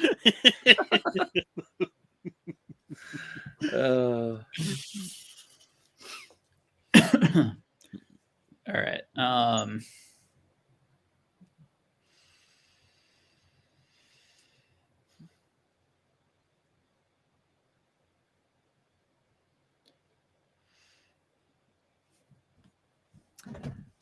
We're getting rated by Eddie Broski. Oh yeah. Oh, I think I missed one. Sorry, we'll get to that one in a sec. Guys, so PSA is pretty much done with the backlog. Are you surprised with population increases for WotC First Edition Hollows? Higher or lower about what you expected? Thank you for your time. I'd be interested to hear your thoughts. Like I said, I do not look at pop reports. I think the thing is that so much stuff has been graded with CGC and so much stuff is still there. And and not so much Beckett, not so much SGC, but some at Beckett and SGC that like I'm still getting sort of a handle on how much of the stuff is out there, how much of the stuff has been graded. With CGC too, it's like so many are like 8.5s and like a lot of them aren't that like really not 9s, and then some of them are. It's like I don't know. Overall, I think it's fairly in line. I think that the things that generally had those uptrends, like continue to have those uptrends in terms of the 9s, there were 300, if there were 400 9s in the pop a few years ago, there are now 800 9s in the pop generally. It's about doubled in sort of this amount of time. And it's still in the price. So the supply doubled, or the theoretical supply, obviously not the available supply, but the theoretical supply the actual, supply in the world out there doubled, and the prices still went up 3-4 times in a couple of years. Or 3 years. So I think it's strong. I think it's doing well. I think there's still quite a bit of supply, and it's definitely pushing down prices, but the stuff is also being absorbed more and more. So that's what I would overall say on it. In terms of like low pop stuff, like not that many more 10s have been added for a number of things. But I mean, when you look at like really difficult to get like Shadowless 10s, or really difficult to get like WotC 10s or Gold Star 10s, like some have had like 2, 3, 4 added. Some have had 10 added, 8 added. Nothing like insanely dramatic. There were no cards that had like only 20 that now have like 100 that I've seen, or something like that. Like it's been very like similar trends. And I think a lot of the trends are starting to, some of them are continuing to be graded, but other ones are continuing to slow down in terms of the amount. So I think the last 2 to 3 years, there's more graded in that time than there will be in the next 2 to 3 years. I like when Dan did his presentation on the backlog and like how long PSA was going to take, like, and all these types of things, like I'm very like, I think these companies have overshot, like, and that prices are going to come down, and that the other companies are going to have to lower them even more, because there's just not going to be like endless of the stuff to grade. I just don't think the money is going to be there, or the cards are going to be there. So I that's where my head is at with this. That's how I've felt a year and a half ago. I think we're starting to see that play out now that we're down to $15, and I think we're going to get even lower.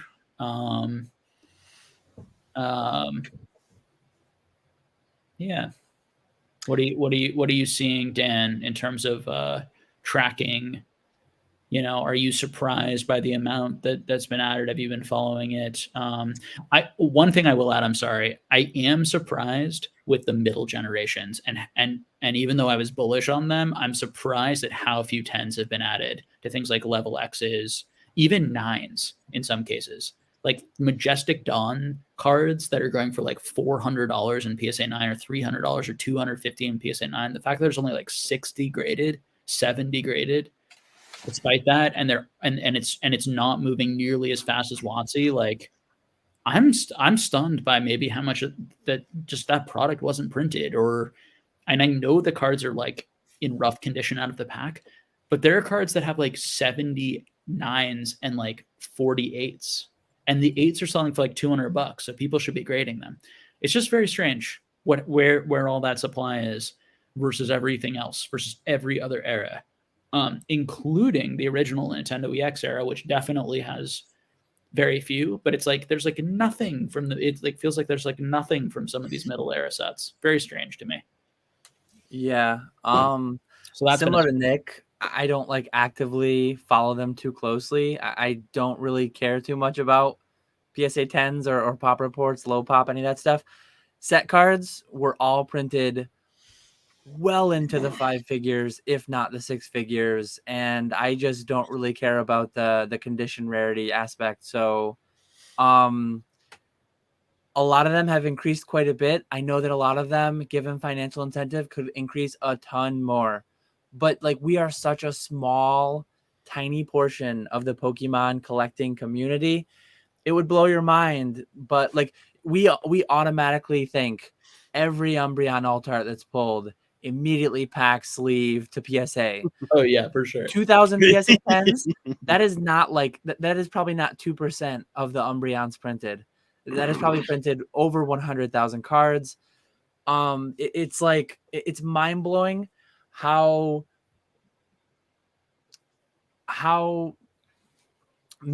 bad we like misjudge, I think, the broader like Pokemon collecting community and just what happens with all these cards. And it yeah, I don't know. Who do you think who do you get this sense misjudges it? That you feel like people misjudge it? Like you just feel like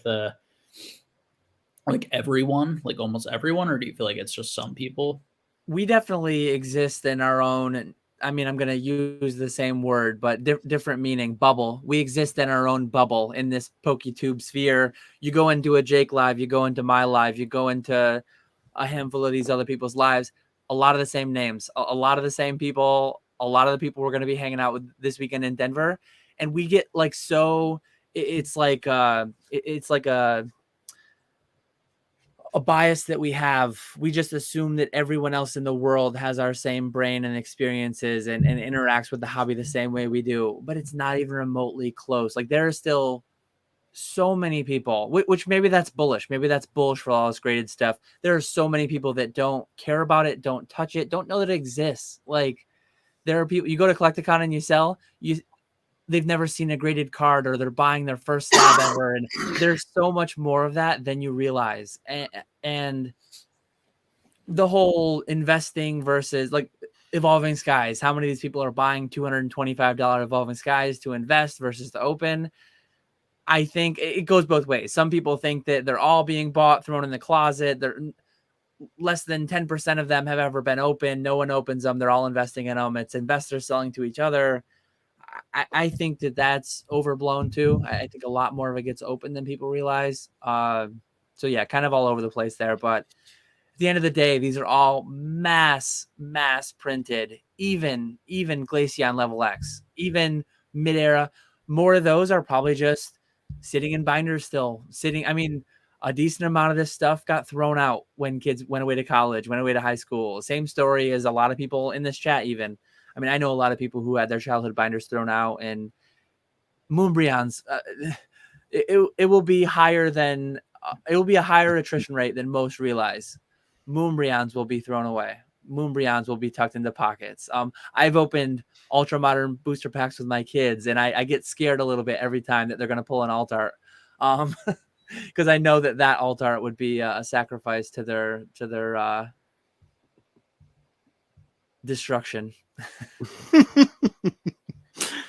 One thing, I do agree with you, Jake, about the middle generation. I kinda sorta have looked at that, and I agree with you on that one. That I was always saying this past year and a half, middle generation is absolutely going to just explode in pop reports, and it really hasn't. And how much longer can we say that these cards are still just sitting in binders versus when do we start to say print runs on these cards maybe just are a lot lower than we were thinking? Yeah, and also like to Dan's point, right? Like how much is ever going to be graded? Like, is it, you know, if only 10% is ever going to get graded, who cares if there's a ton? Because only 10% will ever be graded, and there's going to be a certain set market for those PSA cards, and that's what they'll go for. You know, and, like this is Glaceon. It hasn't 5x or 10x, but I would say it's in the process of exploding still. I mean, which one is this?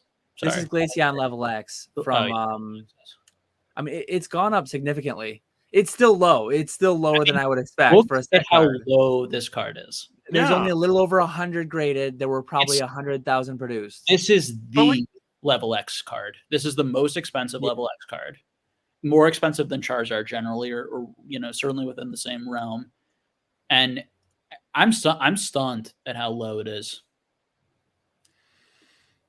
How much has it gone? How much is it? How many nines have been added this year? So this year we've added. Oh, recently there's been a bit of an upturn for sure. We've added 7. I think people vastly underestimate in a whole year of nines. Yeah, the businesses that have a lot of these, they don't grade, or they don't grade for like people want sub $10 grading again. I will tell you, I tried to buy these for years. I have bought in 4 years of searching on eBay 2 of these that graded 9 or higher.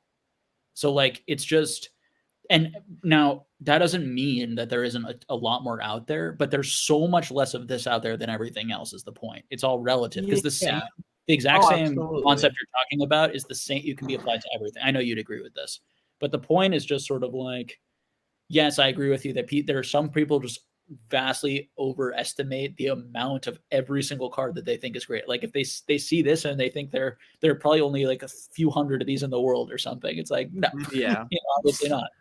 But like, yeah, it's amazing to me. I just really thought that they would balloon up as soon as they, but they just haven't. So We'll see. decent portion of that, People like waiting for prices to come all the way down, and now they're finally going to come in the 15. There's going to be some of that, but it's still, if you compare that to look at Team Rocket Charizard, like in PSA 9, like a first edition Team Rocket Charizard in PSA 9, just to see how many I wonder if you could show it, if you don't mind, how many 9s have been added this year for a first edition Team Rocket Charizard, which probably goes for about the same. It actually is probably cheaper or about the same price. Let me pull And it there up. are definitely a lot more graded. Yeah. And there's a ton more of those out there. Like whatever this number is, there are a ton more that are going to be opened every year. This isn't even just Team Rocket Unlimited. This is just first edition. Mm-hmm. Yeah, so this is the first edition Holo. We've added 300 to 400 PSA 9s this year versus 7. Yeah. But for the same price. Mid-era, not as many people care. Most people want the Umbreon VMAX Alt Art. Then next best would be base set Unlimited Charizard, Dark Charizard. The liquidity on those is so much lower, especially at those premium prices. If you start, yeah, sorry, it's just I've seen it with some of the I've graded quite a few EX era reverse holos because those got silly. I sold all my 10s. I sold multiple 10s, several 10s. I didn't have a ton of them, but I sold them for hundreds of dollars, PSA 10s. And I'm as one individual, I don't have 50 more of each of these, but I've graded a lot of them. And I've seen the pops going up, double, triple. The prices are coming down really quickly. So if and when these Glaceons start coming out, the prices are going to really, because the market isn't deep there. There's not deep demand at $700 for a PSA 9 Glaceon level X. I don't think. Mm-hmm. That's my take. Maybe I'm wrong. No, I'm not even. Yeah, and it is important for you to say that because I am not making a case that these should be more expensive. I don't want people to hear that. And part of the reason I said that is because I worry that people might take that. Yeah, and people could. Literally, what I'm saying is because there are positives and negatives, and Dan is right. There is a depth issue. Now that card though is a key level X and probably the most popular level X, or one of 5 or 5 to 10, certainly one of 5 most popular. And when you talk about a 10 or a 9, there aren't that many of them. There's certainly enough depth in those markets now. And frankly, those are areas of the hobby that I think people in their 20s, teens, 20s, collectors there are a lot of people I've talked to, that's their favorite era, so a number of high-end collectors who, if they had money, would be buying those, and they don't have that much money yet. So, there is some, potential in the future, but even just putting all the what these prices should be at, it's amazing to me. We're talking about 7 to 3. So that's 1/40th. That's 40 times more. So do you think 40 times more Team Rocket First Edition was printed than any Majestic Dawn booster box? It could be. It's amazing. That's one thing on the whole. One thing that I like about Magic, and I don't really do much of anything at all in Magic. The earliest sets had the lowest print runs, and so the most historic goes hand in hand with the rarest. So in Magic, Alpha is king, and it's not even close, and it's easy. I think something that early WotC investors really, really don't fully consider is the massive print runs that all those WotC first edition sets had. Massive print runs. And the pop reports have done a lot. The pop reports will continue to do a lot more. There's just a ton out there still 23 years later. And yeah, long-term investing in this stuff, I just don't it's like. It's only been 23 years. I collect things from the 30s, from the 20s, from the that still exist. And grading was not a thing in the 40s and the 50s and the 60s and 70s. So these things are going to be protected in an extremely different way than those types of items are protected.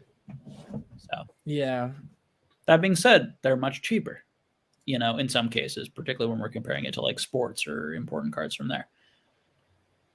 We're talking about Mickey Mantle selling for over $10 million.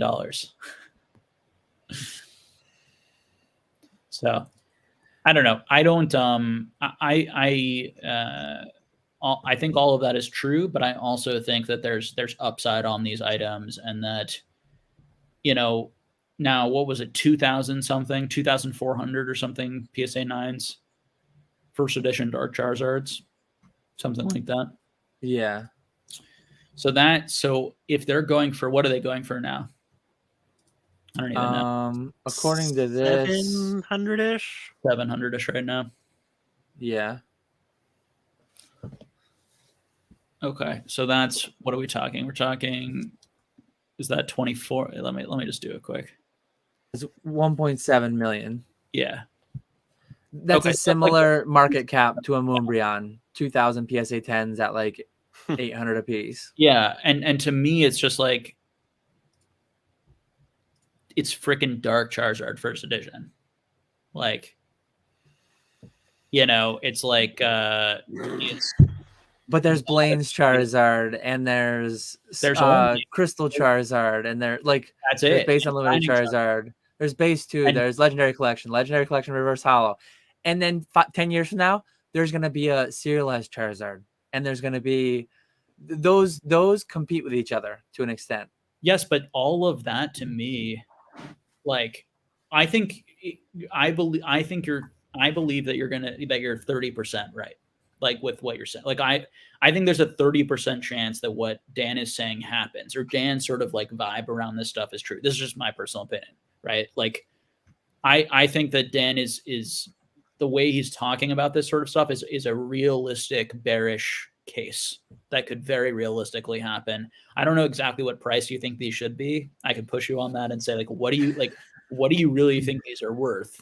Are you saying they're worth 0? Are you saying they're worth 50? Are you saying they should be worth 200, not 700? Because yes, for sure, everything is relative though, right? I mean, there are hundreds of Mickey Mantle cards, of Mickey Mantle rookies. There are multiple Mickey, of the key one, and then there's a lot of them, and then there's a second year and a third year, and all of those cards, one is selling for $10 million. And now, do I think they're all extremely overvalued potentially, and all of that should collapse back to $1 million as you do, or whatever? But even so, even if it's $1 million and it collapses 90%, okay, that specific card, you think a Dark Charizard, I should be worth, let's take, $1,000 or $2,000 when that card is worth $1 million. I just don't know. I don't see it as, I see them, the most likely scenario is that people just get done with cards. Like I think the most likely scenario of sort of the most bearish case is that. And that's my world too. Look at Pokemon and then compare it to a bunch of other things and think like just Pokemon right now feels so out of whack or so much larger. When I look at sports, I actually feel that way. When I look at Pokemon, I'm a little bit more bullish.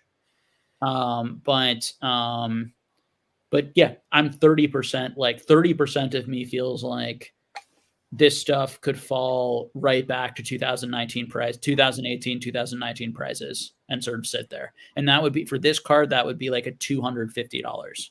So it would be like a third, do you think it should fall back to $250? I guess this is a good question. Should it fall back to that price? Again, it's all percentages. I know 20 years from now, I'm not going to care to own one of these.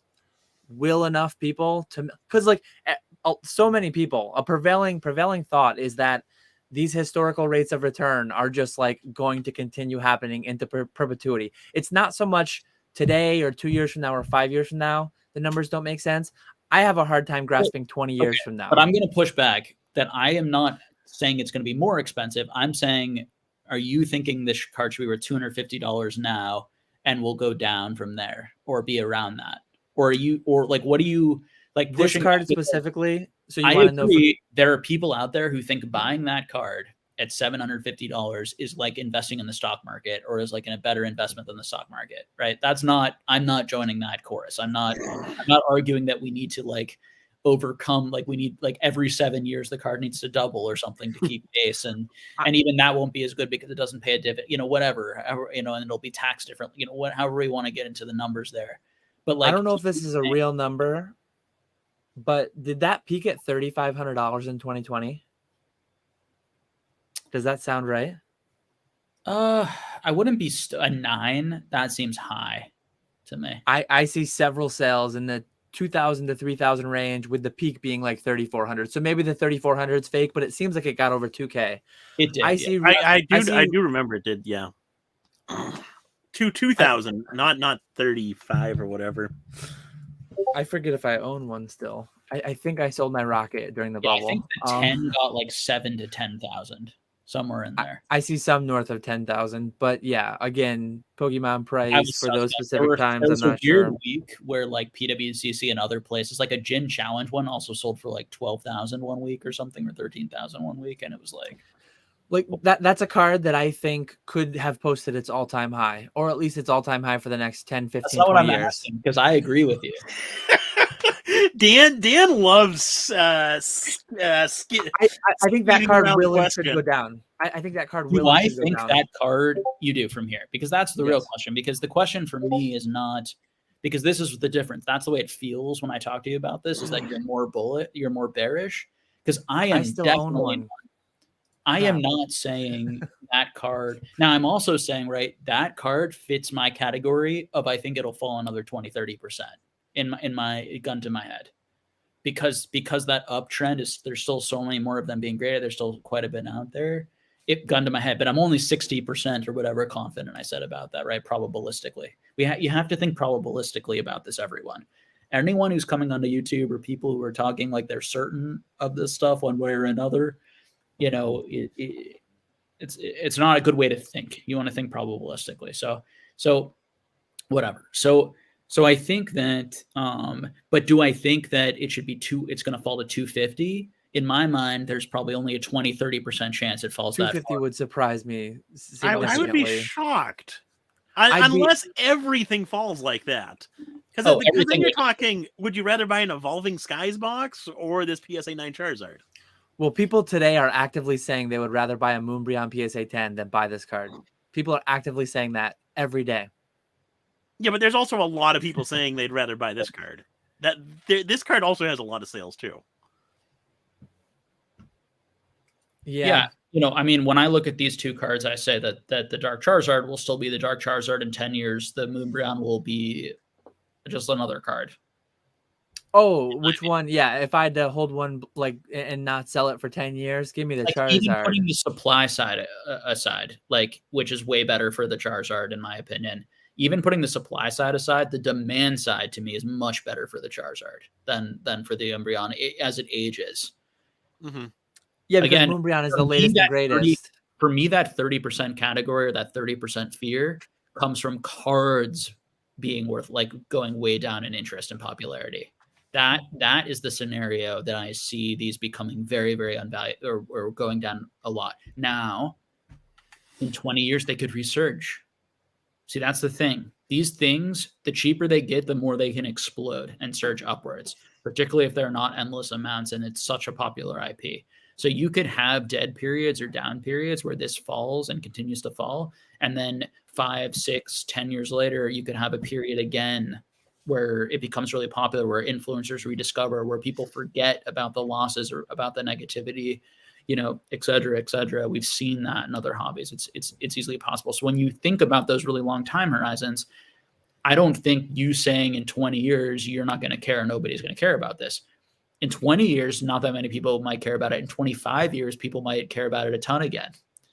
I mean, it's just not, it's not something, now it's really a crazy thing to try and predict, right? I mean, that's insane. Oh, I have a mathematical model in my brain that tells me in 20 years it's going to be bad, but in 25 years it's going to be good, right? It's a bunch of nonsense. But that's how I think about this stuff. Now, to your other point, which I completely agree with, you don't want to buy in the mania, because there's a chance that if you buy in the mania, it actually never gets back up there. Now, I think it could, for sure. But it might take a long time. It might take another huge mania. It might never. And 2020 was a perfect storm that included grading companies being effectively closed. Our current reality is that PSA is grading 1 million cards a month. And if you want to, you can turn around a card for $50 in under a month. So we cannot, I will say this definitively, no fence sitting. We will not boom in the next 12 to 24 months. as long as PSA keeps up 1 million cards a month. We will not boom. We will not 5x, 10x cards like that. Individual things, Charizard UPC, Moonbreon, like individual small segments will go crazy, will go nuts, but like we will not have a broad 2020 boom in the next 1 to 2 years, if not the next 10 years. Certainly. That would be almost impossible. People are waiting for it. People are still waiting. I made a video a couple of weeks ago because people are driving me crazy. Like, what's the next boom? What celebrity? Justin Bieber, Ed Sheeran, whoever. Who's going to tweet what? Who's going to do what movie, what game? We are not going to 10x, people. We are not going to 2020 again.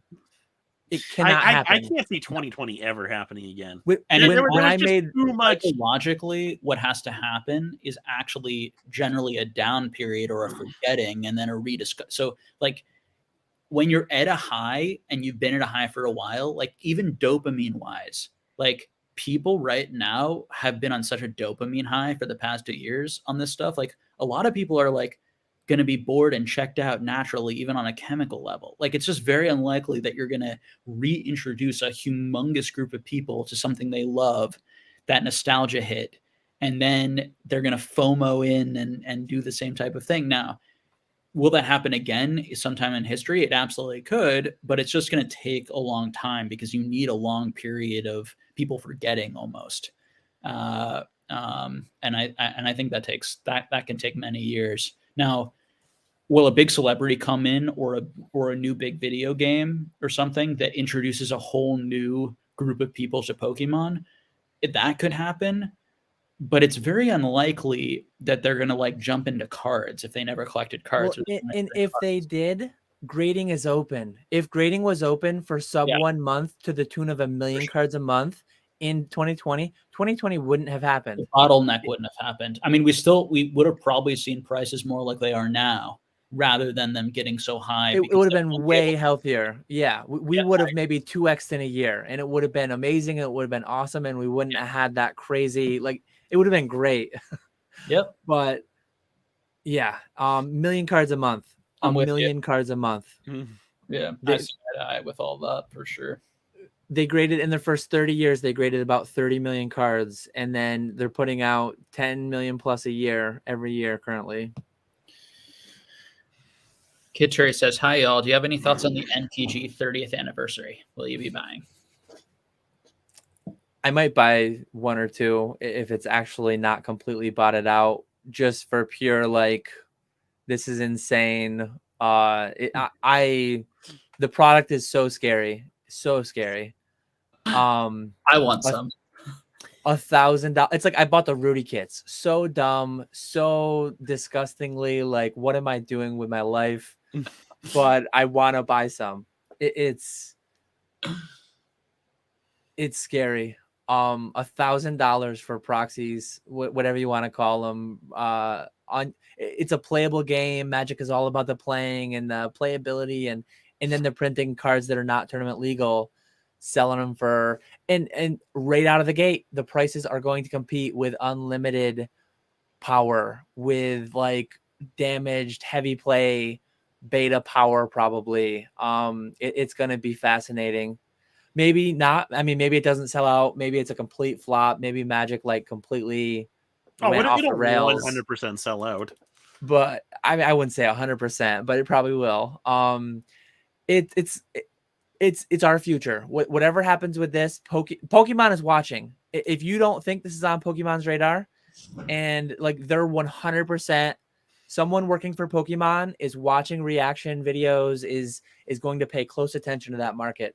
Because I've talked about their bag of tricks that if and when they need to, they'll reach into.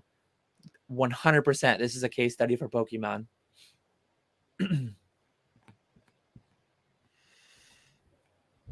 But yeah, I'll buy 1 or 2. I'll probably rip one, lose a bunch of money, but shoot for that like 10x on getting a piece of power or a Lotus or something. It's I'm a gambler. And it's bad. Nick just sold stuff. I just bought a pin. Nick, you gonna dabble in a little bit of that? I will not be dabbling. No. $1,000 is absolutely absurd. Plus, I don't know enough about Magic. You said 100% it's gonna sell out and stonk. Why would you not buy one? It 100% will. Well, then make $1,000 quick. Buy a couple. There's not a chance regular people are going to be able to buy any. It's going to be the same as every other release. It's going to sell out in seconds, and then you're going to have to buy them on eBay for $1,500 to $2,000. Buy them for $1,500. I mean, if they go up 50%, they'll go up 50% again the next week and the next week. And so it's the same guy I was just talking to 10 minutes ago. It just went after 1:30, so we're getting into that time. Actually, the funny thing is, it all does make sense and it's coherent. When you get to know Dan, it's like he has the gambling like streak, and he just and then he's got this insanely responsible short-term flips, hot potato, almost nervous, almost anxious, sort of everything's gonna be on fire. Be very careful. As long as you're not holding the bag when the music stops. You just got to get him a drink. That's true. And some very expensive packs, and then we can get him going. I'm gonna have a box of very expensive packs in Denver with me. Okay. Chevel says, "What are you guys more hyped about, the Lugia alt art or Vanilla Ice's performance, or meeting Jake Smith?" Meeting Jake Smith. I don't even know who Jake Smith is. Uh-oh. You don't know who Jake. Well, you're gonna have a good time meeting Jake Smith. You're about to know in the comment section. Oh boy. Yeah. Keep an eye on the comments. You're gonna get lit up. Oh. Jake Smith will be there, so you'll meet him.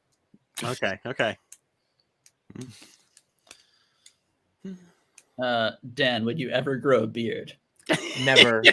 Never. I can't trust a guy that has a beard.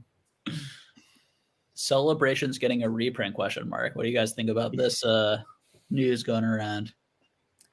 It's a modern set, sub 2 years, fair game. I don't care that it's an anniversary set. Evolutions was an anniversary set to an extent, right? Not the same. Ultra modern can be printed for 2 years historically, generally, up to 5 years. Evolutions. Yeah, but I thought that the Pokemon Center said that they weren't going to print anymore, that more wasn't going to come out.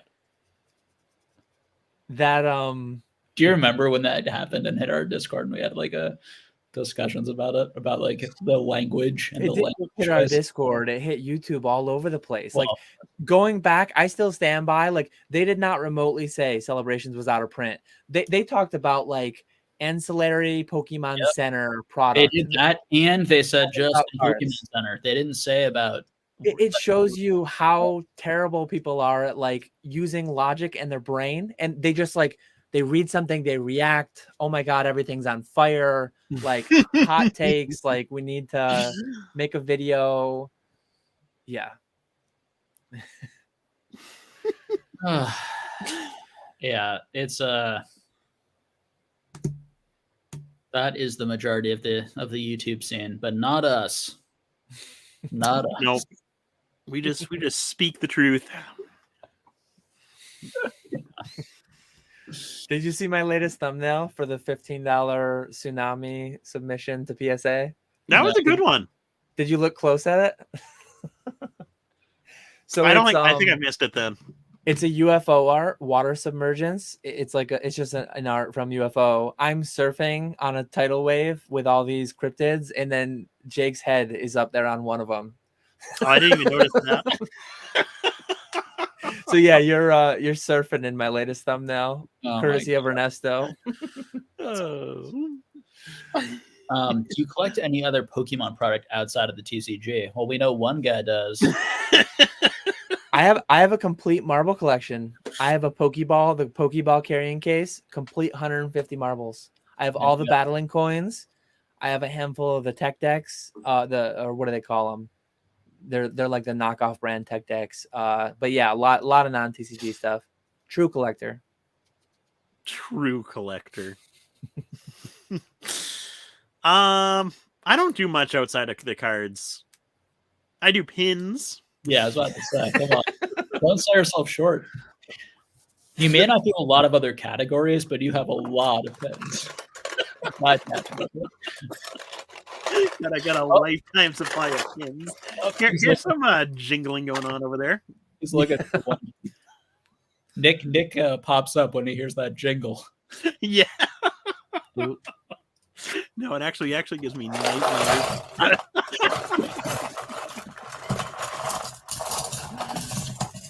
I don't have 15,000, but I've got a decent little stack. Oh, you're slacking over there.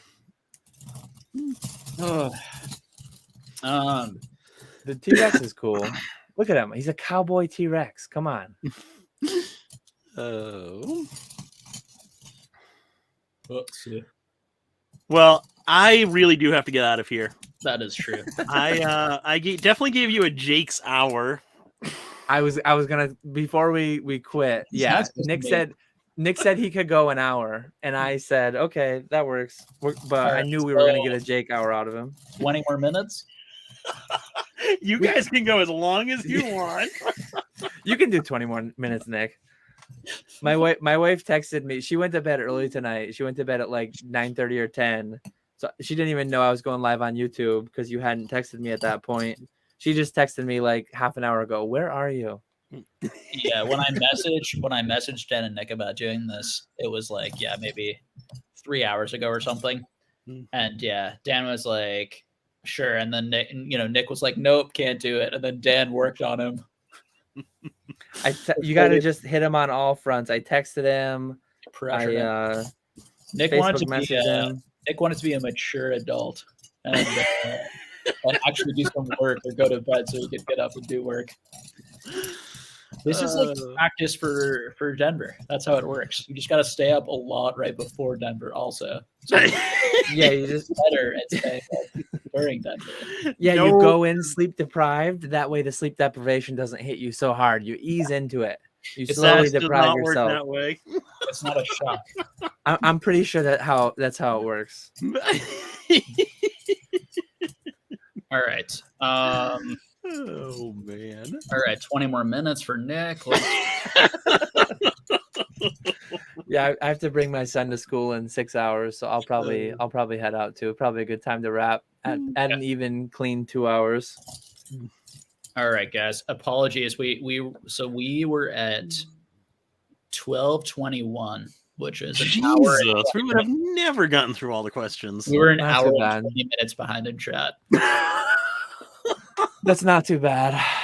Not quite as bad as PSA in 2020 building their backlog, but not too far off.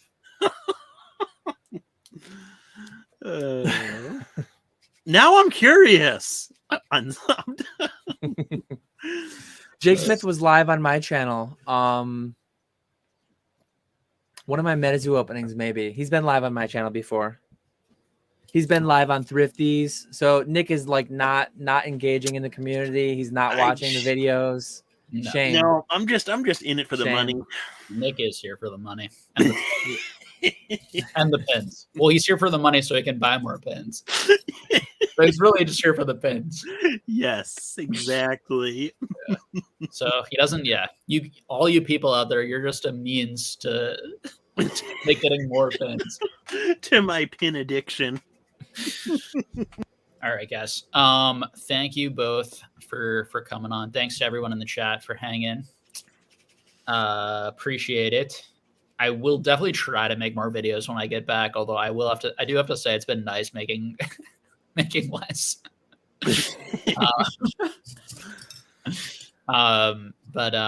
Yeah, I have this new job that's quite busy.